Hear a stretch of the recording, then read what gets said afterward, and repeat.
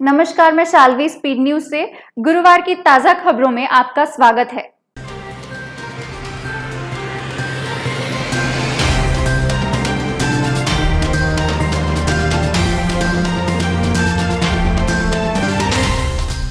देश के निजी सेक्टर के बड़े बैंक आरबीएल बैंक ने अपने ग्राहकों के लिए बड़ी खुशखबरी भरा ऐलान किया है।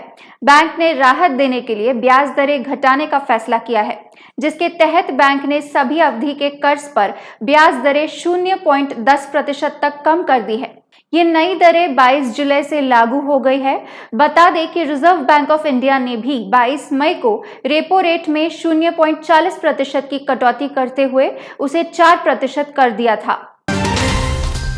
आईटी, बीपीओ सेक्टर और अन्य सेवा प्रदाता कंपनियों के कर्मचारी अब 31 दिसंबर तक वर्क फ्रॉम होम यानी घर से काम कर सकेंगे। दूरसंचार विभाग ने इसके आदेश जारी कर दिए हैं। आईटी कंपनियों में करीब 90% कर्मचारी अभी घर से काम कर रहे हैं। इसकी अवधि 31 जुलाई को खत्म होने वाली थी। हालांकि नेस्कॉम की अध्यक्ष देवजानी घोष ने कहा कि इससे कारोबार भी जारी रहेगा और कर्मचारी भी सुरक्षित रहेंगे। केरल इंजीनियरिंग, आर्किटेक्चर, मेडिकल की परीक्षा में बैठने वाले 88,000 से ज्यादा विद्यार्थियों में से कम 5 छात्र कोरोना वायरस से संक्रमित हो गए हैं। ये परीक्षा हाल ही में समूचे राज्य में हुई थी। जिला अधिकारियों ने बताया कि 3 छात्र 31 जुलाई को संक्रमित पाए गए थे, जबकि 2 की कल ही वायरस से पीड़ित होने की पुष्टि हुई है। राज्य में कोविड-19 के ज्यादा मामले होने के बाद भी परीक्षा आयोजित करने के लिए सरकार पर विपक्ष हमलावर है। वहीं शहर के एक परीक्षा केंद्र के बाहर अपने बच्चों को लेने के लिए जमा होने को लेकर करीब 600 पेरेंट्स के खिलाफ मामला दर्ज किया गया है। बिहार सरकार किसानों को फसल सहायता योजना के तहत बड़ी मदद करने जा रही है। फसल सहायता योजना के अंतर्गत जिन किसानों को फसल किसी कारणवश खराब या नष्ट हो जाता है, तो सरकार के तरफ से उसे आर्थिक सहायता की जाती है ताकि उसे कोई तकलीफ ना हो सके। अगर किसी आपदा में 10% फसल बर्बाद होते हैं तो किसानों को प्रति हेक्टर 7,500 रुपए मिलेंगे। वहीं अगर फसल 20% बर्बाद हो जाता है तो किसानों को 10,000 रुपए मिलेंगे। भारत में अभी टिड्डियों का हमला खत्म नहीं हुआ है।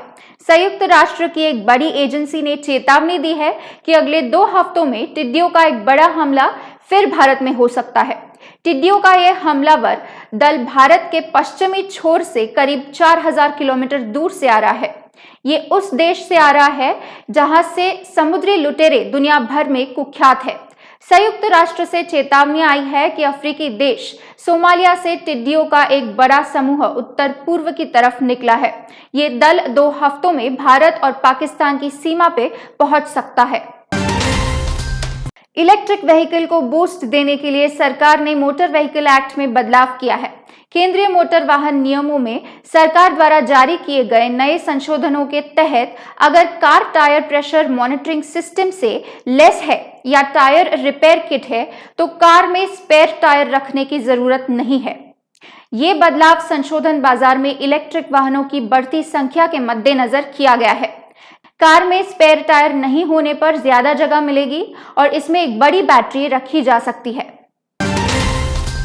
भारत के प्रधानमंत्री नरेंद्र मोदी ने बुधवार को इंडिया आइडिया समिट को संबोधित करते हुए कहा कि आज भारत के प्रति पूरी दुनिया आशावादी है और ऐसा इसलिए है क्योंकि भारत खुलेपन और अवसरों का एक आदर्श मिश्रण प्रदान करता है।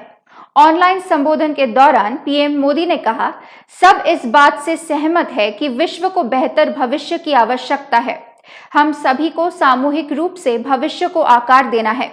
मेरा दृढ़ विश्वास है कि भविष्य के लिए हमारा दृष्टिकोण मुख्य रूप से अधिक मानव केंद्रित होना चाहिए। साथ ही ग्रोथ के एजेंडा में गरीबों और वंचितों के लिए जगह होनी चाहिए।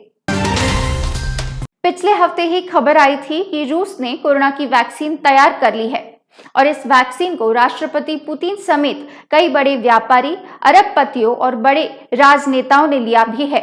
अब इस बारे में एक और बड़ी खबर आई है। अमेरिका ने रूस से 10 करोड़ वैक्सीन की डोज अपने पास लेकर रख ली है। इस बारे में जर्मन की कंपनी बायोटेक ने कहा कि अमेरिका ने 95 अरब कीमत की कोरोना वायरस की वैक्सीन अपने लिए पहले ही सहज कर रख ली है। गुजरात हाईकोर्ट ने प्राइवेट स्कूल में पढ़ने वाले बच्चों के अभिभावकों को बड़ी राहत दी है। हाईकोर्ट ने जब तक स्कूल ना खुले तब तक प्राइवेट स्कूलों द्वारा फीस लेने पर रोक लगा दी है। इसके बाद गुजरात के सबसे बड़े निजी स्कूलों के संगठनों के बोर्ड ऑफ डायरेक्टर्स ने ऑनलाइन शिक्षा बंद करने का फैसला किया है। हाईकोर्ट ने एक याचिका पर सुनवाई करते हुए साफ किया कि स्कूल प्रशासन तब तक फीस ना मांगे जब तक दोबारा स्कूल खुल नहीं जाते। श्रीनगर के शोपिया जिले के दुनारी गांव में रहने वाले लोग आज सबसे ज्यादा खुश हैं, क्योंकि आजादी के करीब 70 सालों बाद इनके गांव में पहली बार लाइट आई है। लोगों की ये खुशी किसी त्योहार से कम नहीं है। बिजली विभाग और जिला प्रशासन के अनेकों प्रयासों के बाद इनके घरों में रोशनी हुई है। गांव में रहने वाले मोहम्मद असलम ने सरकार का शुक्रगुजार करते हुए कहा कि हमने बचपन से आज तक गांव में बिजली नहीं देखी थी। आज की ताजा खबरें यही समाप्त होती है। कल फिर मिलेंगे नई और ताजा खबरों के साथ। शुक्रिया।